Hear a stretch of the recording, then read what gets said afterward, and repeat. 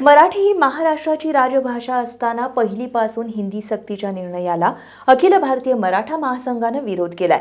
महासंघ याबाबत गावोगावी जनजागृती करणं, तालुका पातळीवर निवेदनं देणं, चर्चासत्र, चर्चात्मक बैठका घेण्यासह सह्यांची मोहीम राबवणार आहे। मराठा महासंघाचे राष्ट्रीय उपाध्यक्ष वसंतराव मुळीक यांनी ही माहिती दिली आहे। पहिली ते चौथी पर्यंत सर्व शिक्षण मराठीत मातृभाषेतच झालं पाहिजे, यासाठी आम्ही या इथून पुढच्या कालखंडामध्ये काही ठोस निर्णय घेतलेले आहेत।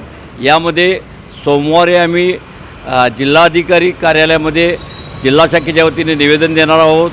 मंगळवारी संपूर्ण तालुका वाईज आमच्या ज्या शाखा आहेत मराठा महासंघाच्या त्या निवेदन देणार आहेत आणि त्यानंतर मान्यवरांच्या उपस्थितीमध्ये गुरुवारी सह्या घेण्याची मोहीम राबवणार आहे। यातूनच जर शासन जर निर्णय बदलत नसेल तर आम्ही भाषा तज्ज्ञ मराठीमधले जे काही तज्ज्ञ मंडळी आहेत त्यांचं पहिलीपासून चौथीपर्यंत मराठी का असावं यासाठी एक चर्चात्मक बैठक घेऊन तोच आम्ही एक अहवाल सादर करणार आहे। यातूनही जर राज्य शासनानं आपली भूमिका सोडली नाही तर प्रखर आंदोलनाशिवाय पर्याय नाही।